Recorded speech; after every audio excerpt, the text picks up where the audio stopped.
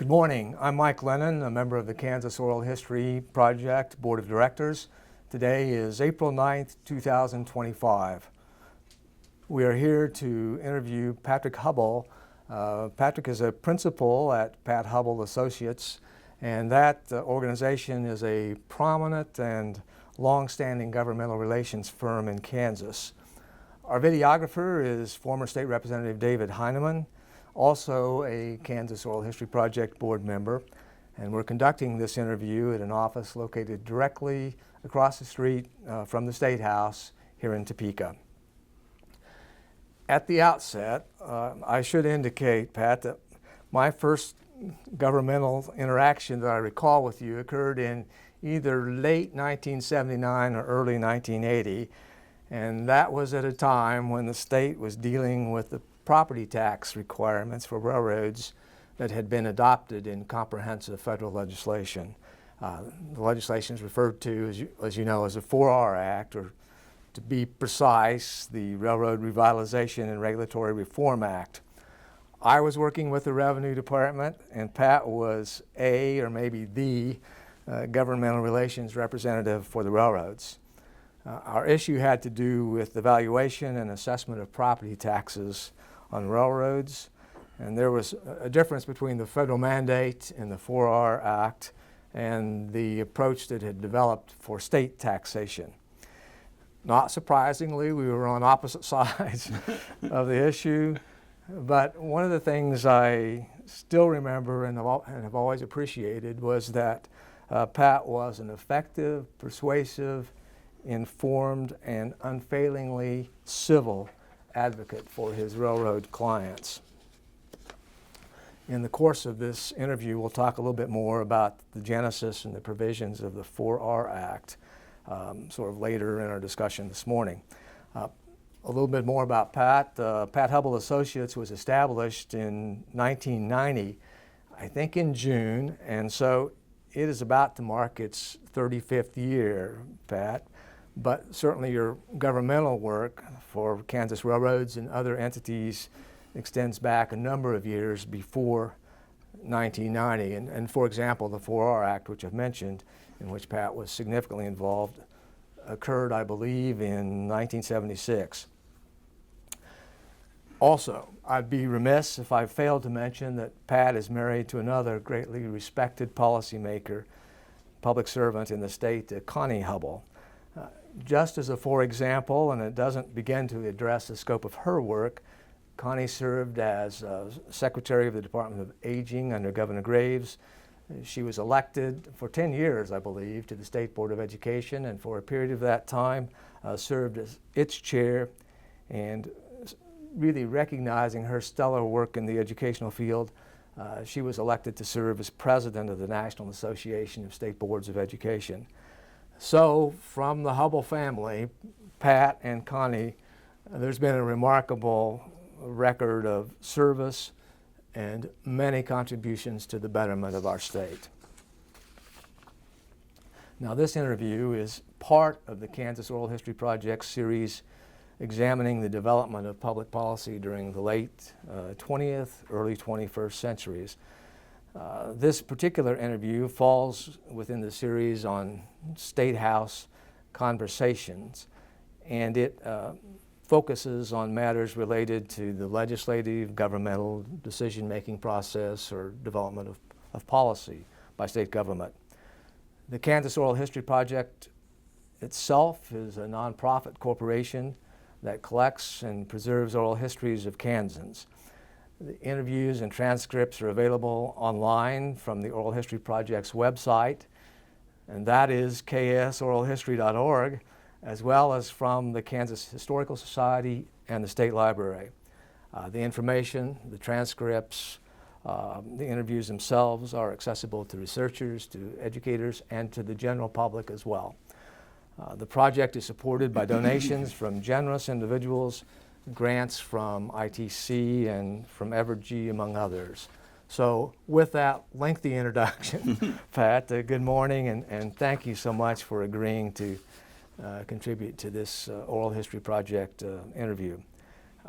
The focus of today's interview is your work and experience as a legislative agent or lobbyist, primarily for the railroads in Kansas, others as well.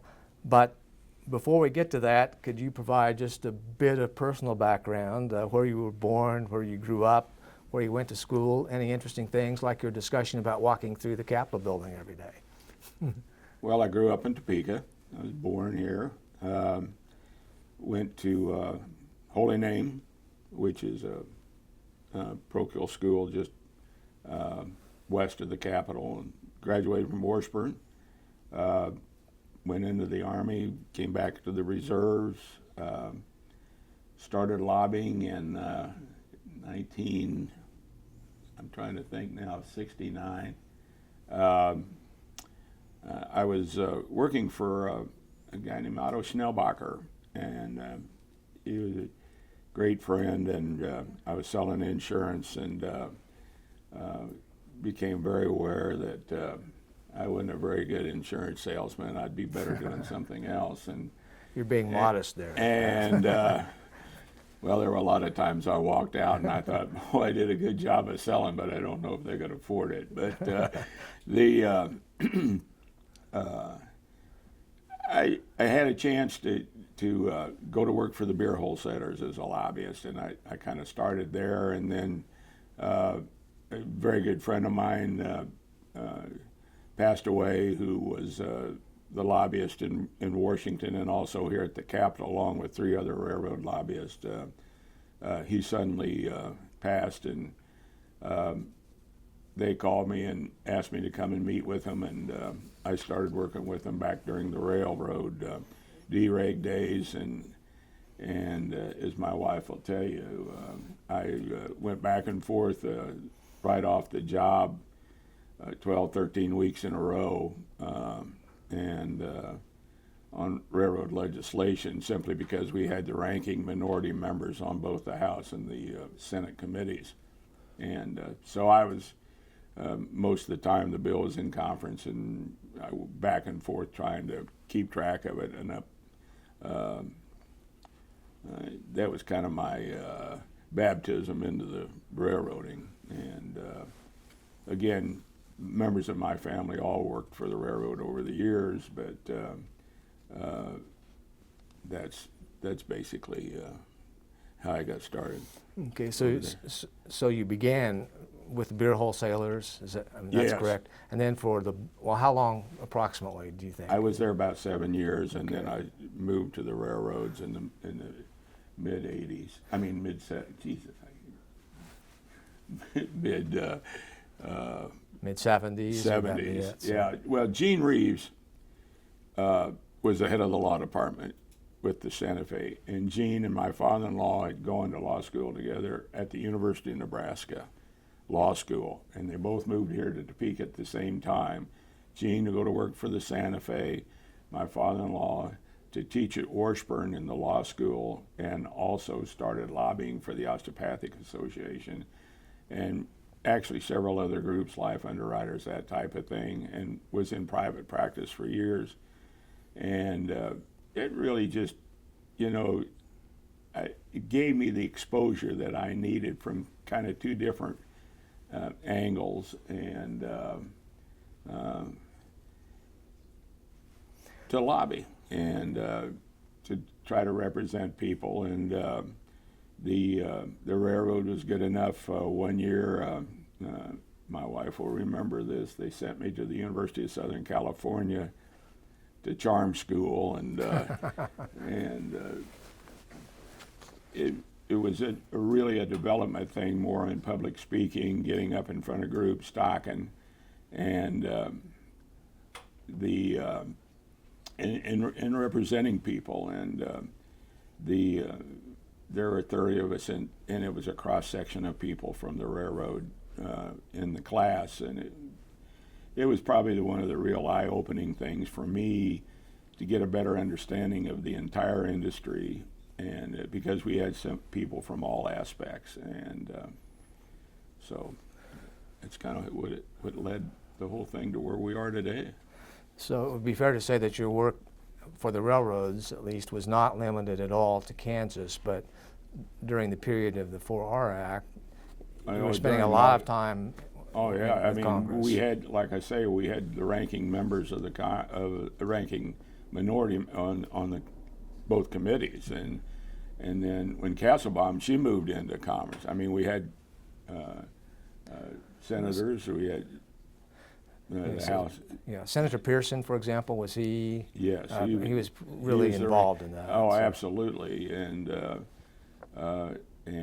he was very, very close to Bill Walton, who was the gentleman that I replaced, who was a terrific guy, and he kind of felt like, well, I was kind of his adopted son. He was going to take care of me, and he did. He at least made me look good. You're definitely an effective lobbyist in Washington. But in that sense. It was, well, I mean, it was a trying time. I mean, you had the bankruptcy of the Rock Island, which had a big effect here in Kansas, and you had the Conrail thing back on the East Coast, and I mean, in the New England area, New York area with New York Central, Penn Central. There was a lot going on, and whether the industry would survive or it would totally collapse, and because the other railroads in the West depended on traffic from those failing railroads, and so it was not only a job, it was a mission to try to save an industry, and people like Dole and Pearson played big roles in that, and were, I think, I could say leaders in trying to keep the thing going, because I mean they realized, or at least we felt like they realized how important the industry was, especially to Kansas, and with agricultural products and all the things that we transport here, and coal, and it became you know, a desperate time, but ended up with the way the 4R and everything else was written, the industry survived, and it thrives today. Okay. So, at least in terms of the adoption of the 4R Act, I mean, you've mentioned the Penn Central bankruptcy, which I think occurred sometime around 1970, and so there was some federal response to that, with something I believe called maybe the 3R Act. I don't know the terms of that, but it wasn't enough. Is that? No, it wasn't at all. And then they formed Conrail, because you had the New York Central, the Penn Central, you had them going under, and there had to be some way to prop that, because there was so much traffic to us as customers, freight, that was moved from the East Coast, West Coast, Chicago, Kansas City, onto the West Coast, and the connections were with profitable railroads, but they would soon fail too if there wasn't somebody propping up the others. And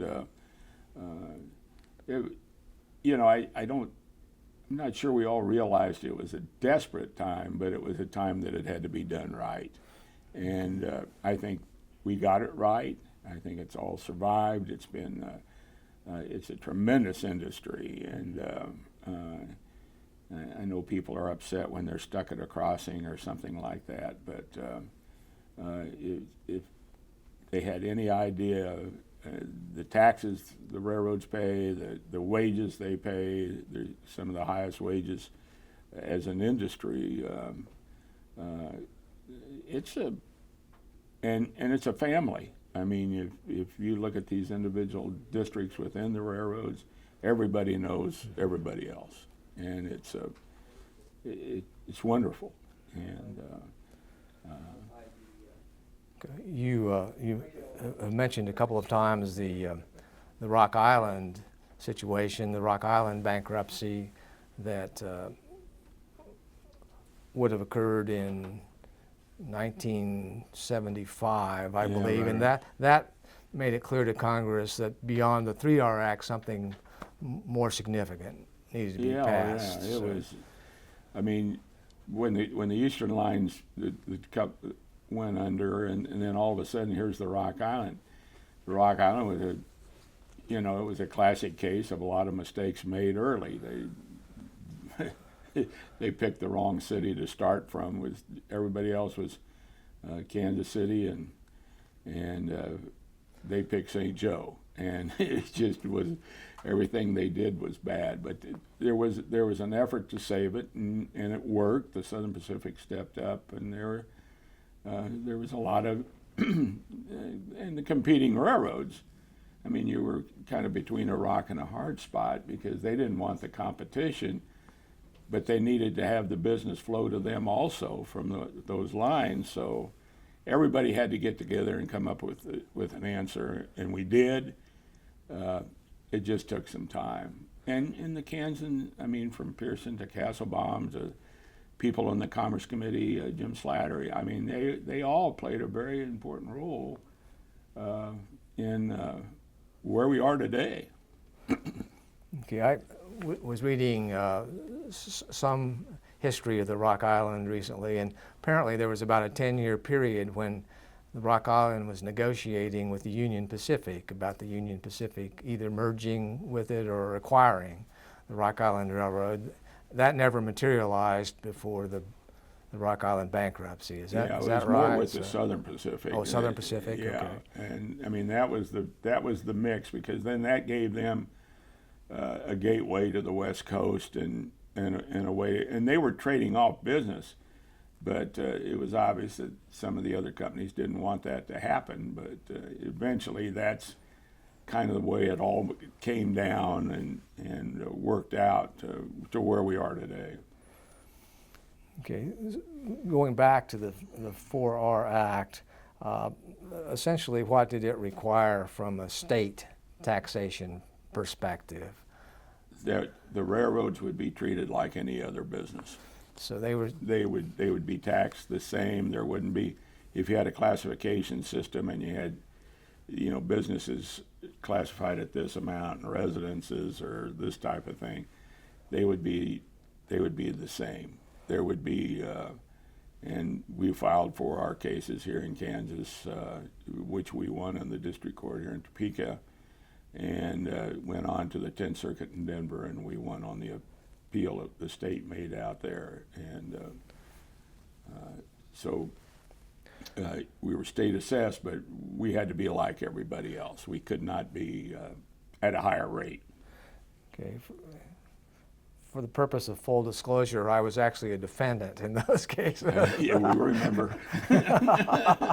You lost. Yes, we did. And I think there was probably a recognition on the part of the state, and it just reflected a difference in federal and state perspective and the impact of federal preemption on state policies where the federal government saw a real interest. Would that I think that's fair? right, and I mean, I think that, and it was a congenial thing to work out. I mean, it was, you had an obligation to the taxpayers of Kansas, and the railroads felt like they had an obligation to their stockholders, their employees, and their customers. I mean, it was, and I think everything worked out the way it was supposed to. The railroads continued to thrive. They can, what was part of the Rock Island now, then became part of the Union Pacific and the Southern Pacific, and now all that's been merged together. And I think that being able to be where we are today and be in the middle of the country and offer our customers, whether it's grain shippers or whatever else, automobiles, the things that we ship, I think we offer a lot of opportunities for people to locate businesses here and have rail service. So just thinking back to this, the difference between state and the federal taxation and the federal requirement, sort of historically, Kansas for railroads had what was called unitary valuation or unit valuation, and it was done by the Department of Revenue through the Property Valuation Division. Is that right? And it was done every year. Every year, just like a utility. We were more or less treated like Evergy or one of the utilities. but we thought that we were at a higher level than where we needed to be. Yes. Well, the values were certainly current, and then the assessment ratio would just be applied Right. to that very current value number that was determined by the state. And with respect to commercial and industrial property, which was supposed to be, or the railroads are supposed to be the same as that, they were not valued by the state. They were valued by local Right. appraisers, and it was accomplished locally, not every year. It would be fair to say that statewide it was sporadic and uneven. Do you Yeah. think? And so, And we have kind of continued that. I don't know if we go down to federal court every year now like we used to, but we used to go down and have a hearing almost every year, federal court here in Topeka. I went to, when it was appealed to the 10th Circuit, I went to those hearings out in Denver. But I would say that it's been fair, and nobody's really suffered from it, and the industry's thrived. Mm-hmm. I mean, you go from somebody that wants to nationalize it and to keeping it in private hands, but regulated correctly where they can make a profit. So sort of in the initial growth of the railroads, they were at least perceived to be by policymakers something like monopolies, and were in the states, not just Kansas, but other states determined to both tax and to regulate them as if they were monopoly businesses back in the early Sure. 1900s. Would that be, would that be correct? Again, we early on with Kansas Corporation Commission had some, tried to have some input into how rates were, and but we convinced them that the ICC was the place to be. We went to federal court, like I say. We went to the Court of Appeal. We won our case here in Topeka, went to federal Court of Appeals in Denver, won our case out there. And I think that we continue to pay our fair share and try to support local units as best we can. So, at least in terms of the development of public policy, just moving from the notion of railroads being a monopoly, with the development of sort of the highway system, the interstate highway system, the motor carrier businesses, cars for passengers, railroads certainly used to be a major source. So the focus was to begin to develop something that looked maybe more like a competitive business model rather than monopoly for purpose of regulation. Or a cooperative. I mean, you look at container freight and trailers on a flat car and that type of business. There's been an incredible amount of business developed with the combination of trucking and the railroad on the same movements and that type of thing. Okay, apart from taxation and the change there, and you've already alluded to it in terms of the other regulatory impositions from the state. I think initially the state regulation was exceedingly prescriptive and aggressive. Intrusive, aggressive. That's a good word. Before our interview, I looked at the Kansas statute book, and there are literally dozens of statutes that have been repealed over the course of the years that governed how railroads were to operate, how they were to be regulated by the state. And they're no longer with us. As you indicated, some of the authority was transferred from the KCC to the Department of Transportation, and that dealt more with safety and structural issues rather than regulating how they did business. Would that be the case? Fair. So there are still things, one or two of them sort of surprised me. I mean, maintaining crossings, it doesn't surprise. From the Revenue Department, it would surprise you. Well, this is the one I was We don't tell those secrets. This is the one I was going to mention. In the statute books, it says there's very prescriptive instructions on how the railroad is to build what's called a hog-type fence if the railroad abuts a hog enclosure. So we still have a few things like that. that are in the books, and they'll talk more substantively about when you need to sound the whistle when you're approaching a crossing, or how crossing should be constructed, things like that. But there's still a few remnants of the original way that railroads were regulated. I mean, is that what your experience is? Maybe? Yeah, I think so. And I think the other thing about it is, the mileage and thing. We had, there was interest shown by our labor, our unions. They liked the 110-mile thing. They liked, more crews and that type of thing. And that's all been resolved through collective bargaining and the trying to get more mileage out of crews, and you can do that if you have better track, better equipment. You can go further. Okay, what was a 110-mile limit that you were? That was what it was. I mean that was a crew change. Okay, so and they'd go 110 miles. Get off, in another. I mean,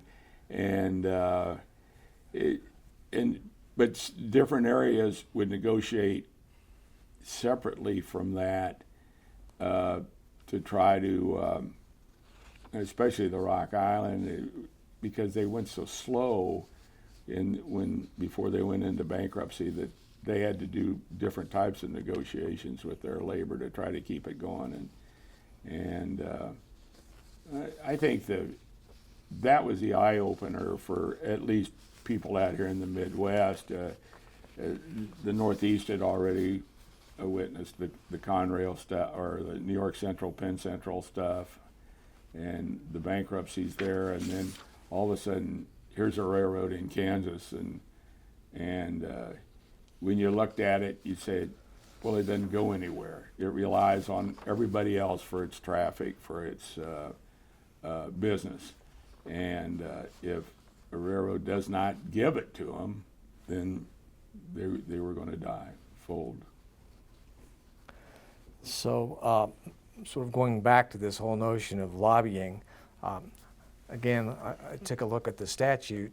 It defines lobbying as either promoting or opposing in any manner action or non-action by the legislature on any legislative matter, and then it uses identical language for administrative agencies and the judiciary. So how do you go about either promoting or opposing various pieces of legislation? I think I'd rather, instead of saying, I don't know if we do that, or we try to come to an agreement. I mean, I think it's trying to find an answer that everybody can agree to. I don't know if I don't think lobbying is as adversarial as a lot of people think. I think it's a case of trying to get what your client wants or what your employer wants, while at the same time satisfying state government, federal government, municipalities on crossings and things like that. I mean, it's just, and it's not constant. I mean, I think that the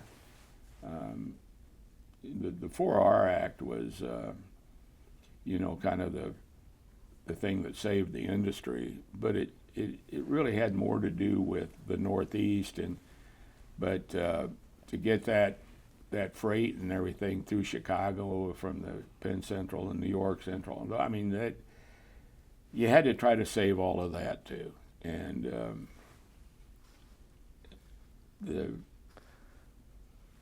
Okay, is it sort of fair to say, going back to that Rock Island bankruptcy, that communities in Kansas realized just how important it was to have the railroad, and so you and others worked to develop short line service, for example? Is that? Oh yeah, I mean there was, and there was plenty of activity of people that wanted to run it. Again, like I say, the Rock Island just didn't go anywhere. I mean, it had to depend on another railroad to give it freight, give it business. Where if you got into the short lines, they could serve customers and they could hand it off. They had different work rules. They had, they didn't have to abide by old labor agreements.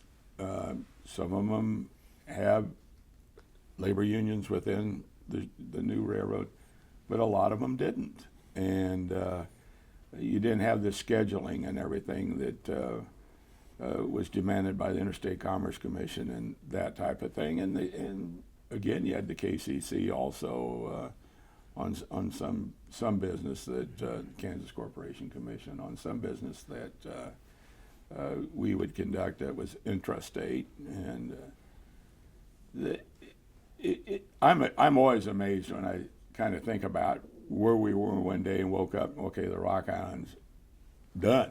I mean, they weren't running any trains. They weren't doing anything, and how quickly it got back into business and operated and been very successful. The lines that remain, but they were able to develop something like with the Southern Pacific, with the Union Pacific, and which should have, if it would have been designed back at the time of the 4R and just forced everybody to combine and put traffic together, it probably would have saved some of that. There were initially and over the early years lots of railroads in Kansas. I don't know what the number is. You might have a sense of that. I don't, but there were a lot of railroads. Okay, so I mean, everybody was getting in the business, and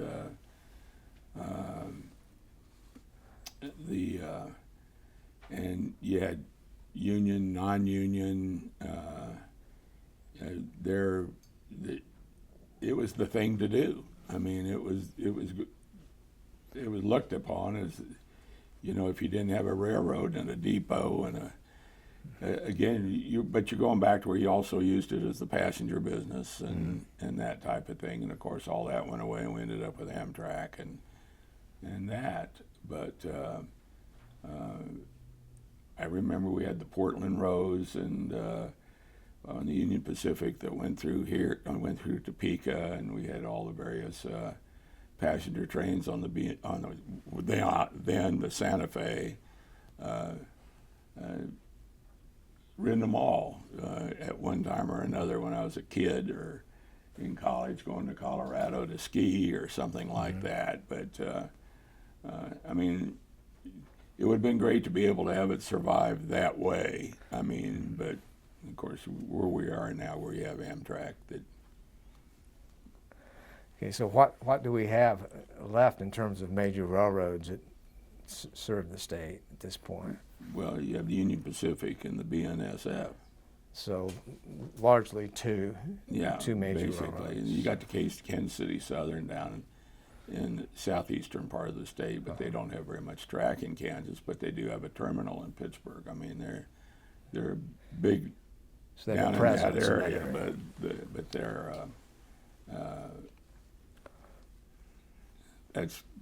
that's it.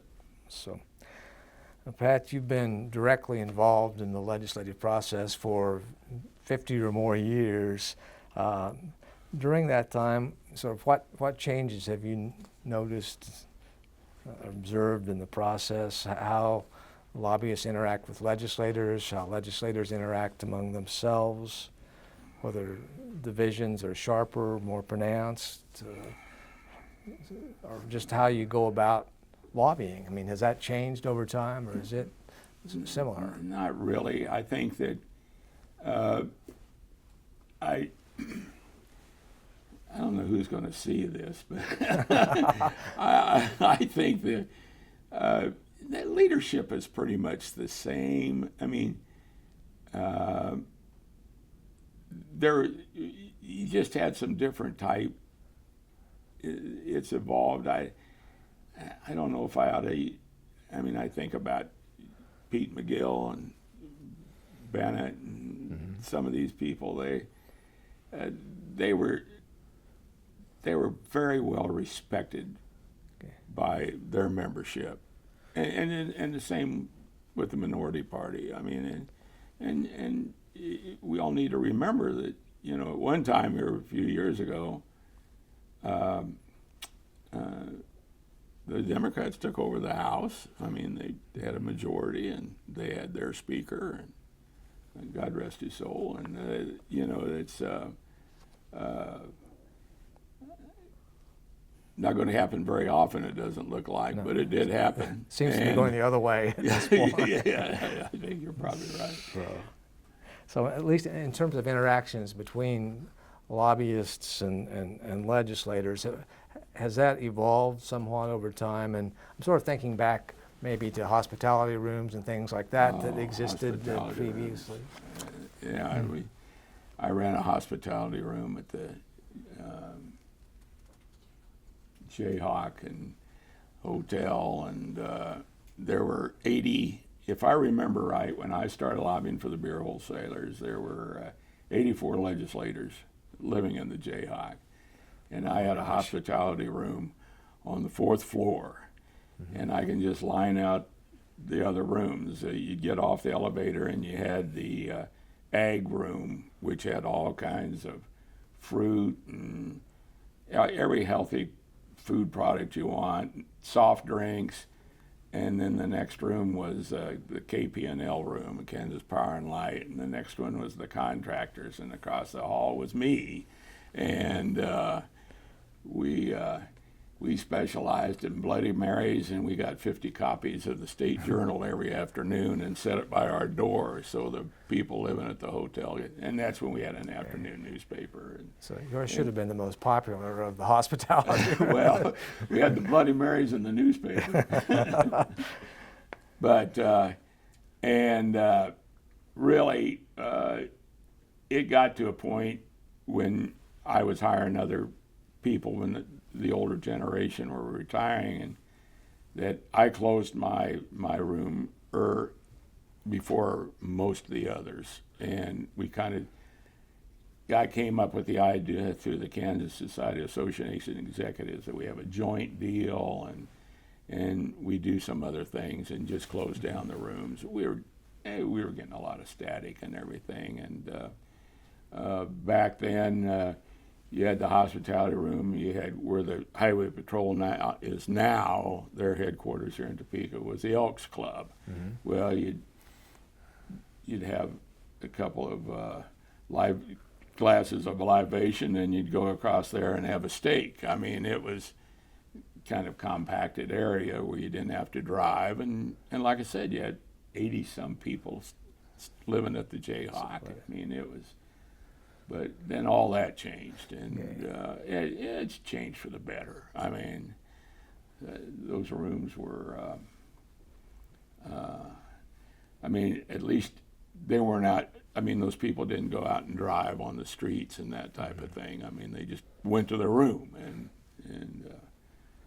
but it required a lot of work on the part of the people in my line, because you'd have a hearing at 8 o'clock in the morning, and you'd lock your hospitality room up at 8, 9 o'clock at night, and maybe go across the street and have a steak at the Elks Club. So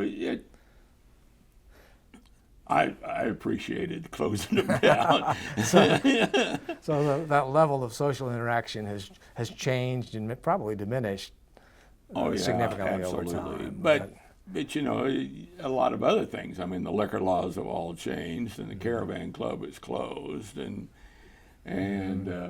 some of the haunts around town. I mean, the Elks Club is no longer the Elks Club, and I guess we still have the North Star and that type of thing. But I mean, and there were just certain things that I remember. Probably it took about 2 or 3 weeks for one. I won't say the name of the club. Well, it was a Caravan. I might as well say it.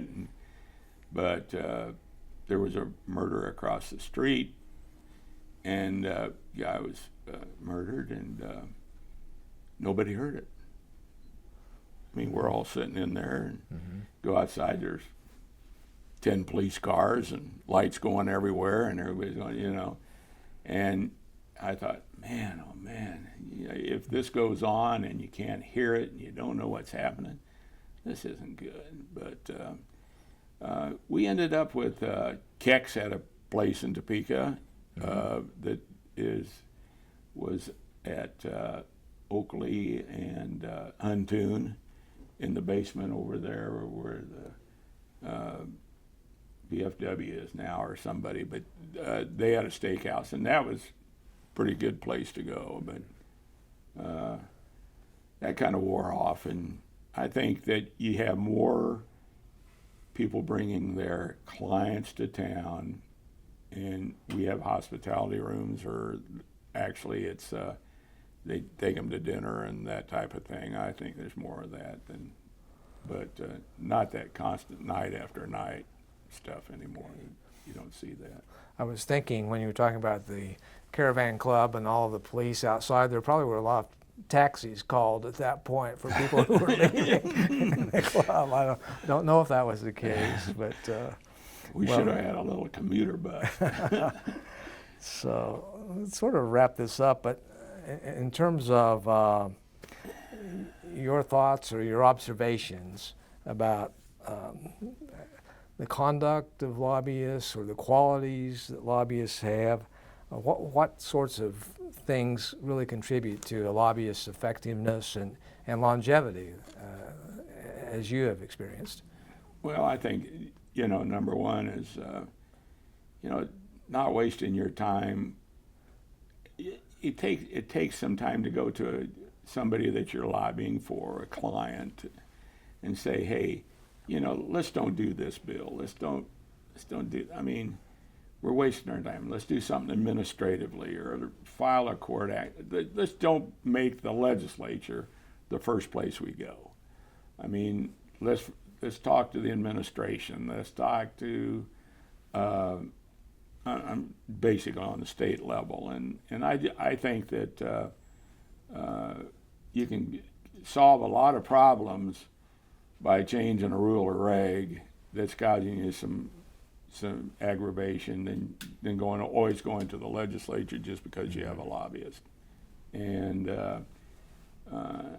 I sense that the legislature's more, I wouldn't say, they just have more material, more ability to analyze things than they had in the past. I mean, the size of research staffs, the size of staff within agencies that cover the Capitol.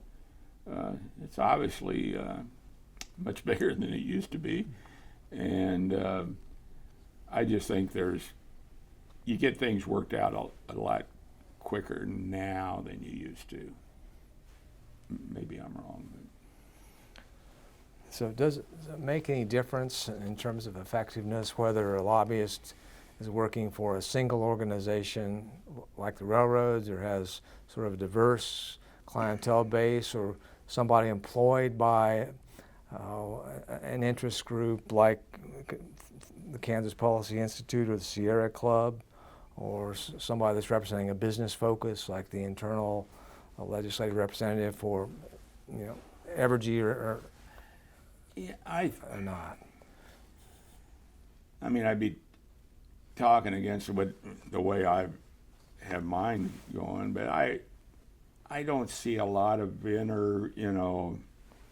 play between clients, but you got to watch out for that. I mean, you got to make sure that you're not putting one ahead of the other without at least informing that, hey, I'm going to do this for so-and-so, and do you have a problem with it?